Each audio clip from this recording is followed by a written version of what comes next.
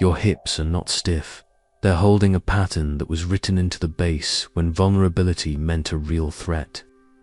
This pattern shows up as locking when you sit down, as the lower back compensating for every movement, as breathing that never reaches the pelvis, and as the persistent difficulty of staying in that position without discomfort increasing. It persists because the body still identifies danger where it should recognize safety. And that's why forcing stretches, chasing more range, or insisting on long sessions never touched the root. Today, you're going to learn a 1-minute-a-day practice that removes the support of this old pattern without confronting it, teaching the nervous system that the pelvis has become trustworthy again through brief and inevitable repetition. There is a precise moment within that minute when the body abandons vigilance at the base. Leaving this video now means losing access to a rare principle that transforms the hips permanently without relying on effort, without regression, and without demanding unsustainable discipline. What you're about to see has nothing to do with flexibility. The pelvis functions as the seal of the somatic temple, the place where the nervous system records whether life can be sustained with openness or whether everything needs to be contained. When this seal is under vigilance, the body organizes cascading compensations to avoid exposure at the base, and the hips stop being a foundation and become a wall. This process is not conscious. It happens in the tissue, in tone that doesn't relax, and in the way the vagus nerve interprets context and decides which internal state will be maintained. Alchemical texts treated the base as a vessel of transmutation, where faithful repetition of the right gesture dissolves old matter without the need to fight it. The alchemist didn't force the stone. He created the conditions for it to lose density on its own, until a new state emerged as a natural consequence. In this understanding, the pelvis is the vessel where old patterns lose their support when the body receives constant signals that there is no longer any risk. What keeps the hips locked is not only muscle contraction, it's an active autonomic state that protects the base as if the center of survival were located there.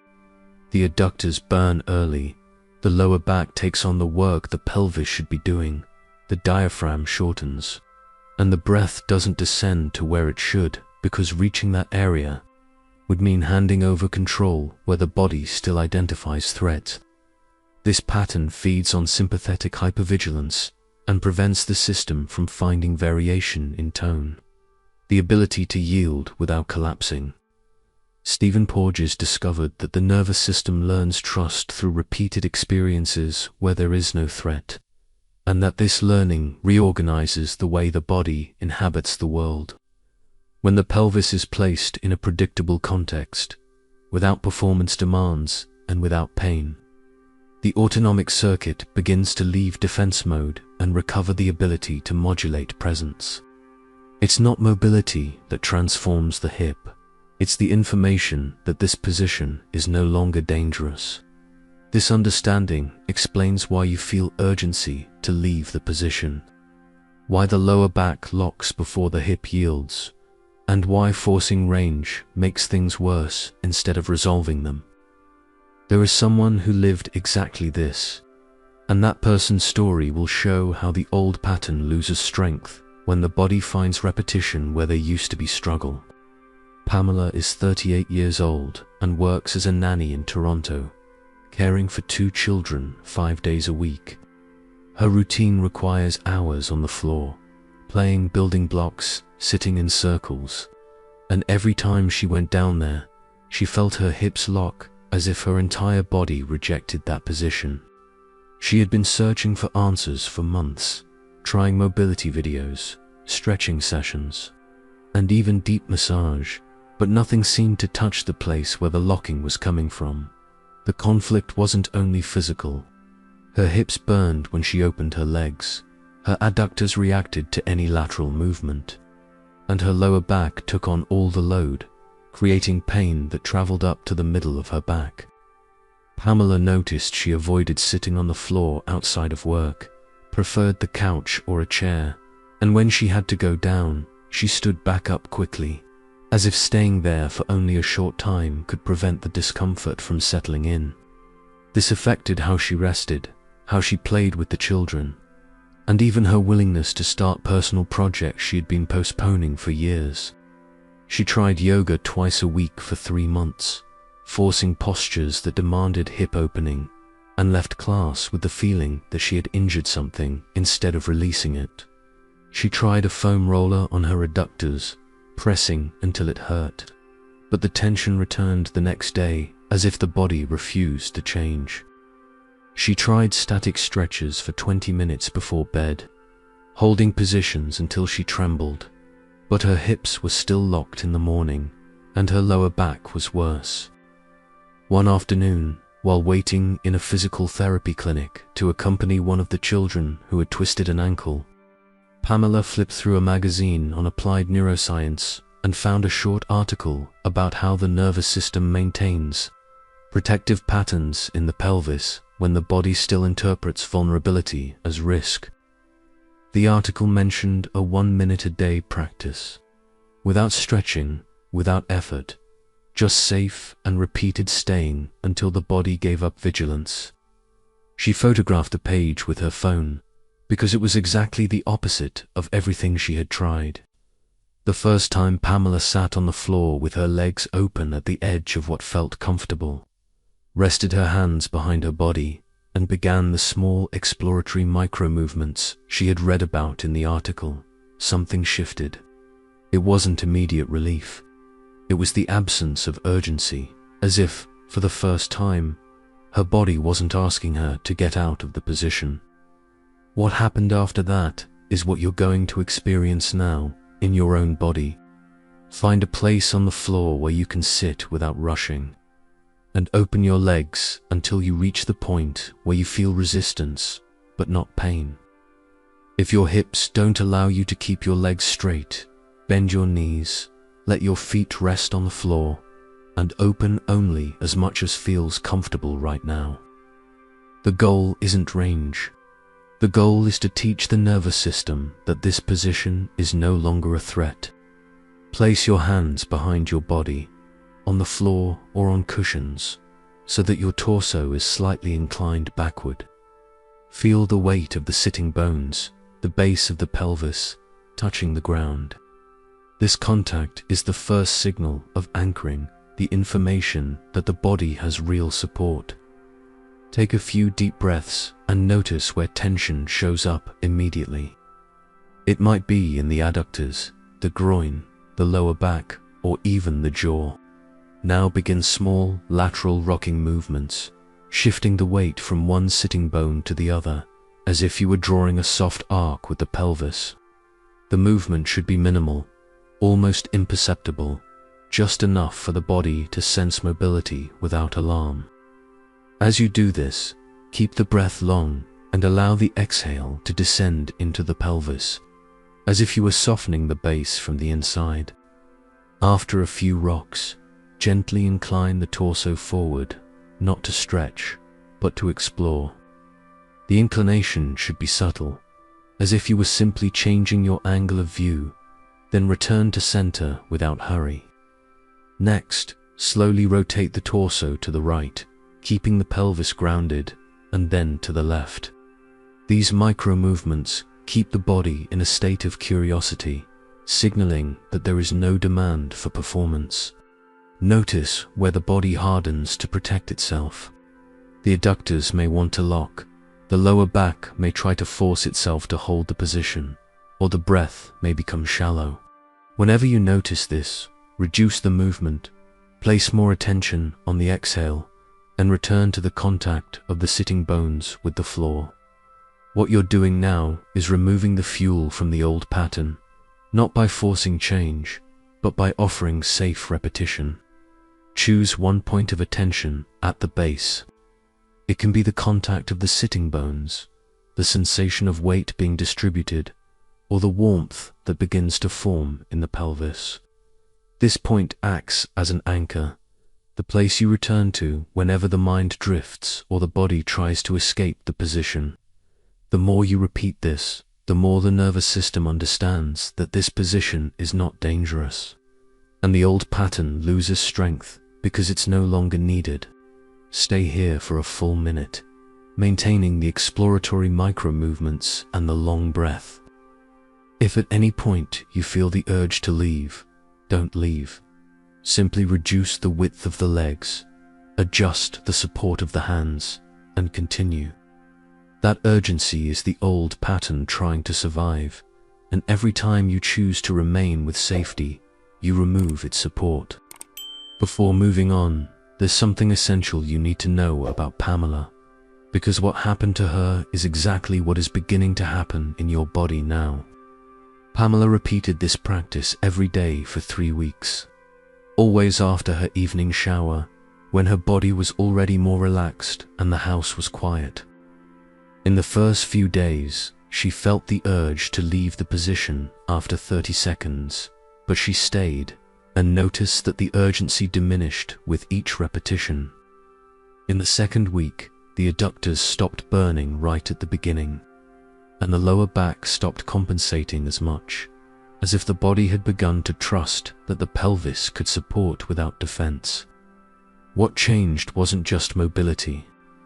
Pamela noticed that she could sit on the floor with the children without anticipating discomfort, that her breathing dropped deeper throughout the day, and that personal projects she had been postponing began to move again, without the sense of internal weight that had previously paralyzed her. She measured progress not by how wide her legs opened, but by how long she could remain in the position without the body asking to leave, and by how many times the lower back no longer needed to lock in order to support the base. What Pamela felt over those 3 weeks is what you're beginning to feel now, because the body recognizes safe repetition and drops vigilance when it learns that there is no longer a threat where there used to be an alert. Now that you understand how the practice works, let's integrate it into your routine in a way that makes it inevitable. Choose a daily trigger, something you already do every day without thinking. It could be after a shower, while the coffee is brewing, or before going to bed. The trigger turns the practice into an automatic consequence, so you no longer depend on motivation for change to happen. When you sit like this tomorrow, pay attention to how the body responds differently. You may notice that the initial resistance is lower, that the time you can stay increases without effort, or that the lower back doesn't compensate as much. These are signs that the old pattern is losing support, and you measure progress not by appearance, but by less internal cost to hold the position. If at any point you feel the hips start to lock again, don't force range. Go back to the basics. Sit at the comfortable edge, do the micro movements, keep the breath long, and return to the contact of the sitting bones with the floor. The body needs repetition, not intensity, and transformation happens when the new information becomes stronger than the old memory. The core practice is complete. What you did just now wasn't stretching the hips. It was teaching the nervous system that the base is safe again. What comes next is sealing this change in the body, so it stays even when your routine asks more of you. The sign that the body has begun to change is the breath reaching the pelvis without effort, simply dropping where it didn't before. You may also feel the sitting bones resting with evenly distributed weight on the floor, a steady warmth forming at the base, or the lower back releasing compensations that once felt inevitable. These markers confirm that the nervous system has recognized the pelvis as safe territory, and that the old pattern has lost part of the support that kept it active. To anchor this state in the body, place your hands on the iliac crests, the bones you feel on the sides of the pelvis, and apply a gentle micro-pressure while you take 3 long breaths. During these breaths, acknowledge internally that your base can support without needing to defend, that the body has learned trust where there used to be vigilance. This gesture takes less than 60 seconds and can be repeated whenever you need to reconnect with the pelvis. Over the next few days, if you feel the hips locking again, and this can happen because old patterns try to return under stress, sit on the floor for 1 minute, do the micro movements you learned, breathe deeply, and repeat internally, "My base is trustworthy again." Then place your hands on the iliac crests and repeat the micro pressure with 3 long breaths. This reconnects the body to what was installed and prevents the pattern from re-establishing itself with force. The seal is complete. What has been installed in the body now doesn't depend on motivation, because it has become nervous system learning, and that learning strengthens every time you repeat the practice. What you're holding in the body now isn't just more hip range. It's a base that is no longer on guard, and this shift reorganizes presence, decisions, and the way you stay in situations without costing you internally. The breath drops deeper without effort, the lower back releases compensations that once felt mandatory, and the pelvis becomes a foundation instead of a fortress. These subtle changes alter your ability to begin, sustain, and create without the body spending energy defending territory that is already yours. This practice is part of a larger path of somatic release, where each old pattern that loses its support creates space for the body to recover mobility, presence, and creation. There are other layers of protection stored in regions you haven't touched yet, and each of them responds to the same principle. Safe repetition overcomes inherited vigilance, and the body learns trust when it receives constant signals that there is no longer any risk. The neuroscientist Antonio Damasio said, "The body is the stage where feelings happen, and the mind is the audience that witnesses them." What you experienced here wasn't just a technique. It was the body reclaiming its ability to feel without feeling, meaning danger, and the mind recognizing that safety can be learned. When the base becomes trustworthy again, the body turns into an available vessel for divine creation, because God does not express through structures in vigilance, but through foundations that support without defending. The source operates where there is internal space, and that space opens when old patterns lose the support that kept them active. If this content touched something real in your body, leave a like, subscribe to the channel, turn on notifications, and share it with someone you know needs this. If you want to directly support the continuation of this work and help more practices like this reach the people who truly need them, consider becoming a channel member. In the comments, leave this affirmation: "I sit like this, and the old pattern no longer sustains itself." When you register this in words, you anchor the experience in the tissue and consolidate the learning in the nervous system. If you want to continue exploring this path of somatic release and deepen the transformation that began here, there is more content waiting for you. Click the video appearing on the screen now. Transforming the hips permanently is not about gaining something new. It's about removing the support from a body memory that has already fulfilled its role. And when the pelvis no longer stands guard, creation becomes the consequence of a silent base rather than an effort of will.